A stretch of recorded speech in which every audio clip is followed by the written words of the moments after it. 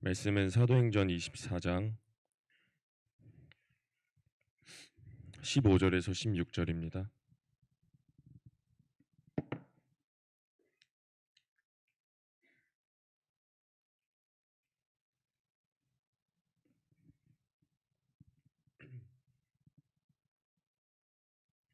사도행전 24장 15절에서 16절 다 같이 합독하시겠습니다. 그들이 기다리는 바 하나님께 향한 소망을 나도 가졌으니 곧 의인과 악인의 부활이 있으리라 함이니이다. 이것으로 말미암아 나도 하나님과 사람에 대하여 양심에 거리낌이 없기를 힘쓰나이다. 아멘. 기도드리시겠습니다. 하나님, 말씀을 보면 느끼는 것이 있습니다. 아무리 같은 말씀을 들어도 언제나 깨닫는 사람은 깨닫는데 그만큼 안 깨닫는 사람 또한 있는 것을 봅니다. 하나님, 하나님의 말씀을 듣고 우리는 어떠한 사람이 되는지 이 시간 돌아보길 원합니다. 주님의 말씀을 듣고 언제나 깨닫고 변화되는 그 사람들에 속하는 우리들이 되게 하여 주옵소서. 신앙생활은 변함의 기적이 계속 일어나야 되는 것입니다. 우리에게 변함의 기적을 허락하여 주옵소서. 예수님의 이름으로 기도드립니다. 아멘. 할렐루야. 제가 이런 이야기를 들었습니다. 신앙생활은 마치 연어와 같다. 그 연어는 자신이 태어난 곳을 향해 산란할 때가 되면은 물살을 거꾸로 올라가며 그곳에 알을 낳으러 간다고 하죠. 근데 그 물살을 거꾸로 올라가는 것, 다시 거슬러 올라간다는 것은 굉장히 힘든 일이라고 합니다. 그래서 산란기가 온 그 연어들을 잡으면 몸에 상처가 안 난 연어가 없다고 해요. 우리가 영혼의 고향은 천국인데 그 천국으로 가기 위해서 이 땅에서 살아가고 노력해야 되는데 물살을 거슬러 올라가다가 때로는 힘들고 지쳐서 그 흐르는 물살에 내 몸을 맡길 때도 많고 올라가다가 다치는 내 몸이 너무 아파서 돌아갈 때도 참 많고 다양한 이유로 하나님 앞에 들이대면서 계속해서 올라가야 되는데도 불구하고 내려갈 때가 참 많은 것 같습니다. 저도 오늘 어저께 이제 제가 항상 지었던 죄악들 때문에 또 선행의 마음을 아프게 했던 적이 있는데 그 기도를 하면서 왜 나는 계속 넘어질까? 왜 나는 계속 아픔을 줄까? 전 지난주에 분명 이정희 목사님과 청년부가 다 같이 모여서 사랑에 관해서 논의를 했습니다. 사랑에 관해서 이야기를 했는데 오늘 그런 생각이 들더라고요. 사랑은 무슨? 사랑은 개뿔. 그냥 다른 사람들한테 상처는 안 줬으면 좋겠다. 그래서 진원이에게 이런 말을 했습니다. 야 진원아, 너 이런 마음 아냐? 사랑은 됐고 다른 사람들한테 상처나 주고 싶지 않은 마음 알아? 그랬더니 알지. 우리 다 알고 있는 것 같습니다. 상처라도 주고 싶지 않고 피해라도 주고 싶지 않은데 계속해서 하나님 앞에 나는 피해만 끼치는 것 같고 넘어지는 것 같고 하지만 그런 과정 속에서 낙담하고 힘든 나머지 내려놓으면 다시 또 그 물살을 거슬러 올라가기 위해 그 이상의 힘을 또 쏟아부어야겠죠. 우리는 하나님 앞에 계속해서 끊임없이 우리 영혼의 고향에 도달할 때까지 달려가야 될 줄 믿습니다. 오늘 사도행전 말씀에 보면 사도 바울이 이제 지난 시간 그 회칠한 담이여라고 외쳤던 대제사장들에게 그 사람들 안에서 사도 바울을 죽이기 전까지는 우리가 먹지도 마시지도 않겠습니다. 금식하겠습니다라고 맹세한 자들이 있었습니다. 그 맹세한 자들의 그 모임 속임을 사도 바울의 생질이 알게 되어요. 그래서 사도 바울의 조카겠죠. 조카가 그 이야기를 알게 되어서 백부장, 천부장에게 가서 말합니다. 그래서 밤에 사도 바울을 죽이려는 꾀를 이겨내기 위해서 하나님께서는 천부장의 마음도 흔들어서 사도 바울을 밤에 옮깁니다. 그렇게 해서 총독을 만나게 되는 장면이 바로 오늘의 본문 말씀입니다. 그런데 그 회칠한 담이여라고 이야기를 했던 아나니아가 또 찾아옵니다. 이번에는 변호사까지 끌고 와요. 그리고 총독에게 가서 다시 또 사도 바울을 고발합니다. 죄악을 무는 것은 정말 끝도 없이 무는 것 같습니다. 내가 죄를 한번 지으면 그 죄악의 눈길이 갔을 때 그 눈길부터 뿌리째 뽑아야 되는데 그 죄악을 유혹되는 것들을 계속 눈여겨보고 마음에 계속 두고 계속 생각하는 순간 우리는 결국엔 기어코 그 죄악을 짓고 말아야지만 성이 풀립니다.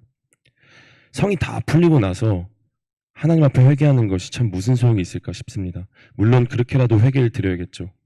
하지만 하나님 앞에 내가 이미 충분히 회개할 기회가 있었음에도 불구하고 다 죄를 다 짓고 나서 짓는 회개는 앞선 회개와는 굉장히 다른 회개일 것 같습니다. 가늠한 여인이 있었습니다. 가늠한 여인에게 돌을 던지러 사람들이 왔어요. 그 가늠한 여인에게 예수님을 향해 그 사람들이 말하죠. 저 사람은 가늠한 죄를 지었습니다. 저 사람을 향해 우리가 율법에 맞춰서 저 사람에게 돌을 던지겠습니다. 하고 돌을 다 던졌어요. 돌을 다 던지고 그 사람을 향한 분노가 다 사그러지고 나서 예수님이 나타나서 다음부터는 그러지 마. 다음부터는 죄 없는 사람만 돌 던져. 이렇게 말하면 무슨 의미가 있죠? 이미 뒤늦은 권면, 뒤늦은 회개, 이미 다 순서가 끝나고 일어난 일들은 그 사람들이 네 알겠습니다. 다음부터는 꼭 그렇게 할게요. 이렇게 말은 하겠죠. 근데 이미 내 성이 다 풀리고 나서 하나님 앞에 다 쏟아내고 나서 하는 회개는 이미 어떤 한 영혼이 죽어 있거나 이미 되돌릴 수 없는 사건을 내가 벌이고 난 이유입니다. 그렇기에 그 일이 터지기 전에 회개하는 우리들이 되길 부탁드립니다. 그래서 사도 바울이 이 총독에게 말합니다. 근데 오늘 인상 깊었던 말씀이 바로 오늘 읽었던 본문 말씀입니다. 15절.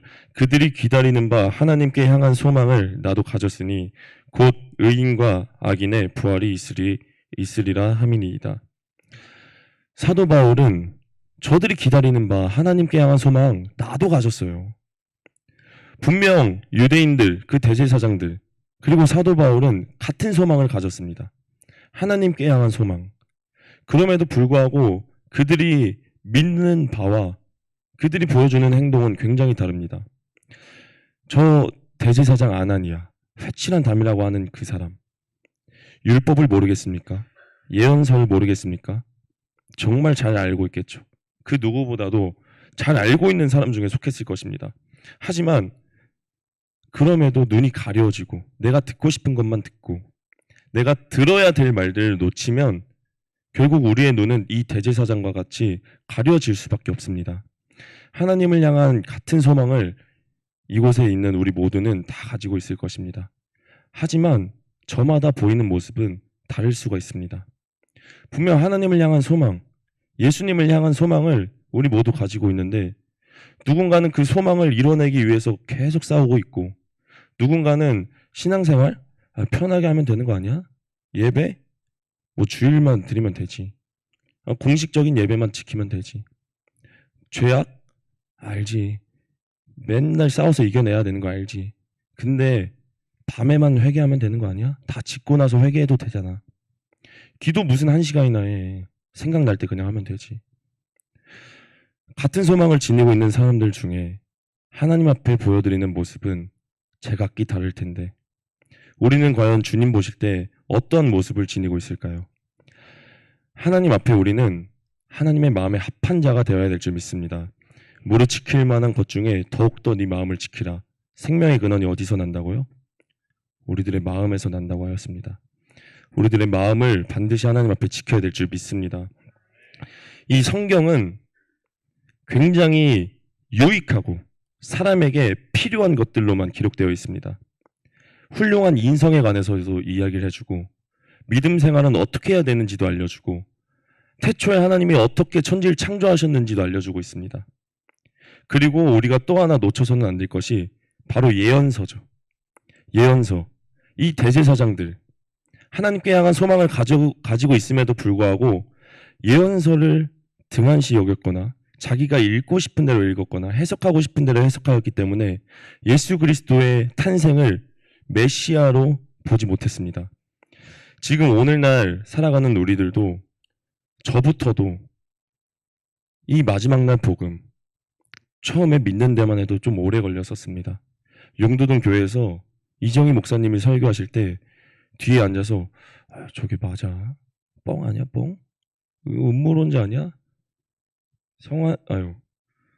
성환이가 그런 말을 종종 하고 다녔었다고 이야기를 들었는데 제 동생 아닙니까?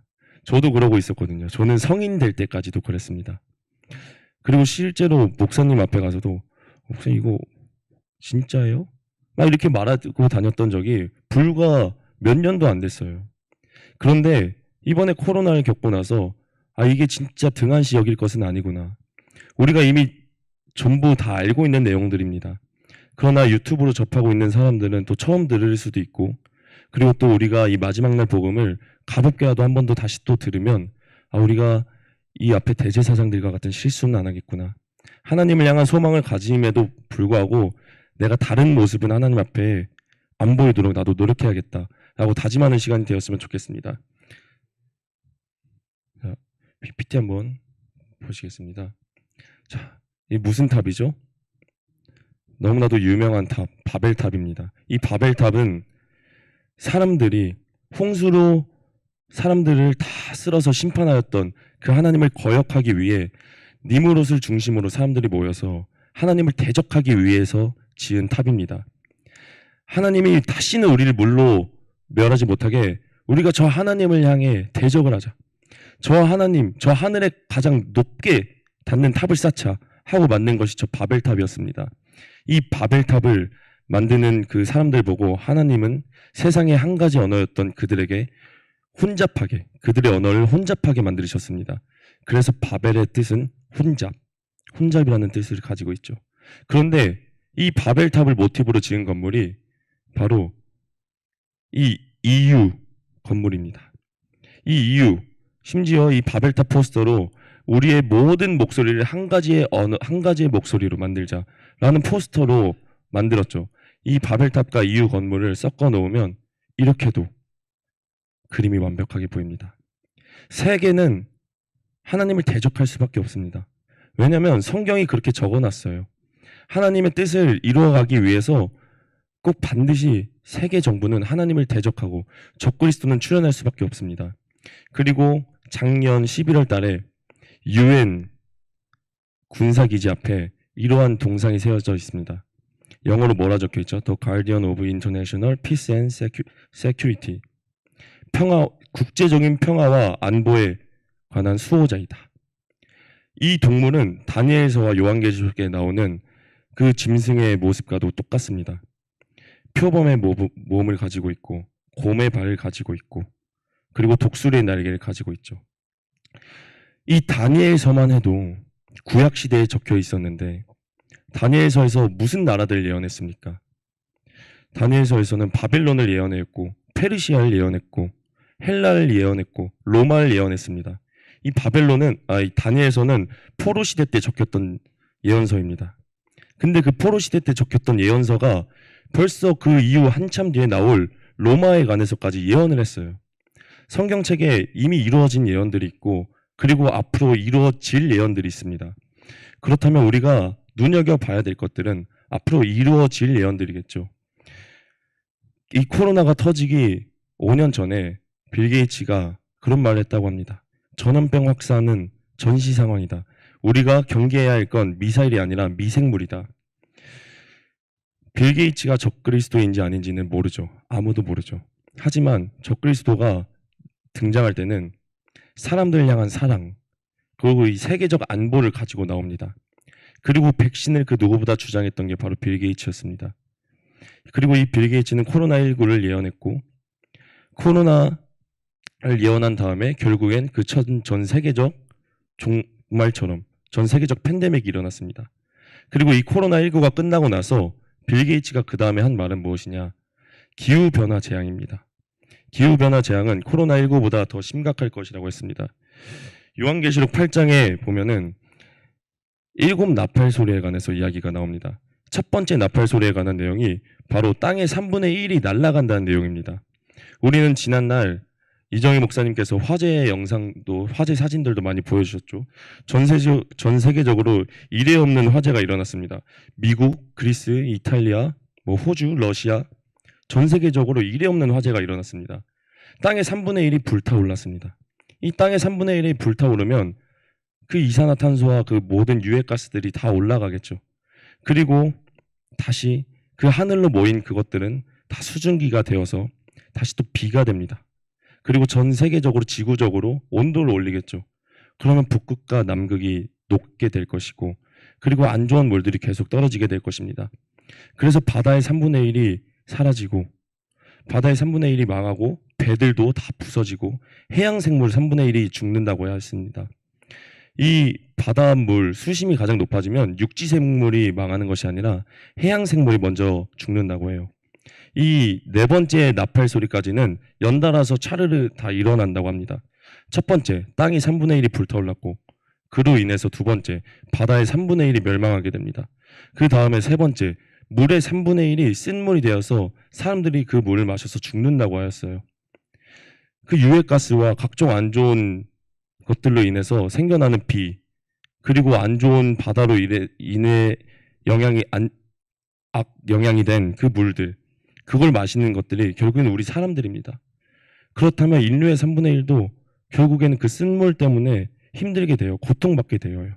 그리고 마지막 네 번째는 해와 달과 별의 3분의 1이 어두워진다고 하였습니다.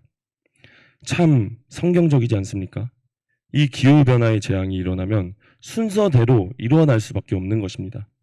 땅이 망하고, 바다가 망하고, 공중 대기 오염이 망하고, 그 다음에는 미세먼지와 각종 안 좋은 가스들로 인해서 해와 달과 별이 낮에도 3분의 1이 빛을 잃는다고 하였습니다.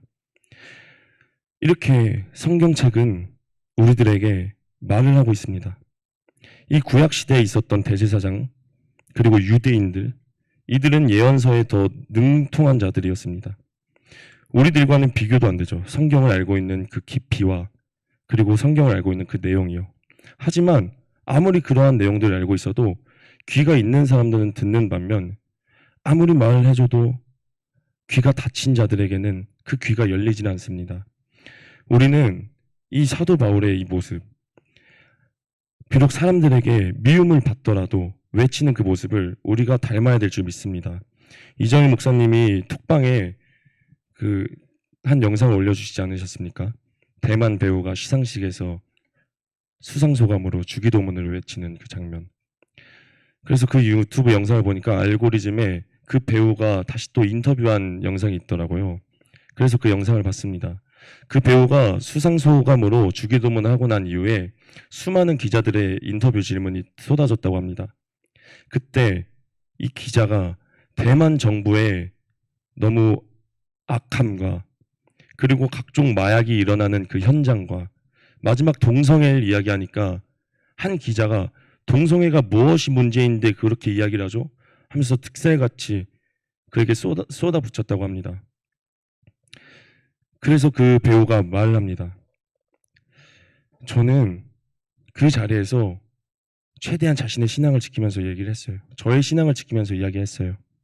물론 저의 말로 인해서 그 이튿날부터 수많은 배우들과 수많은 기자들이 저를 향해 공격을 했습니다. 하지만 사람들에게 미움받아도 저는 괜찮아요. 하나님 보시기에 제 마음만 합했으면 돼요. 우리가 아무리 진리를 멋있게 포장하려고 해도 진리는 진리일 뿐입니다. 그 진리를 외치면 저마다 각각 다른 마음을 들게 해요. 누군가는 반감을 일으키게 되고, 누군가는 베레아 사람들처럼 그 말씀이 맞는가 하고 상고하게 되고, 우리는 사람들의 시선을 신경 쓸 게 아니라 그저 하나님 앞에 우리들이 맡은 사명을 그냥 감당하고 하나님이 우리들에게 부어주시는 진리를 전하는 우리 모두가 되어야 될 줄 믿습니다. 기도드리겠습니다. 하나님, 이미 우리에게는 참 당연한 사실들이고, 그리고 너무나도 잘 알고 있는 사실들입니다. 이 사실 자체가 얼마나 축복입니까? 이 마지막 날 복음에 대해서 거부감 없이 알고 있고 믿고 있다는 것 자체가 참 큰 축복인데, 그것을 모르고 당연시 여길 때가 많습니다. 하나님, 우리가 받은 축복을, 우리가 받은 복을 받지 않는 자들에게 같이 전해줄 수 있는 자들이 되게 하여 주옵소서. 아직 진리를 모르고 있는 자들, 그리고 진리를 부담스럽게 여기고 있는 자들, 반감을 들고 하고 있는 자들에게 우리들의 지혜를 하나님 앞에 구하여서 그들에게 진리를 전할 수 있는 우리 모두가 되게 하여 주옵소서. 예수님의 이름으로 기도드립니다. 아멘.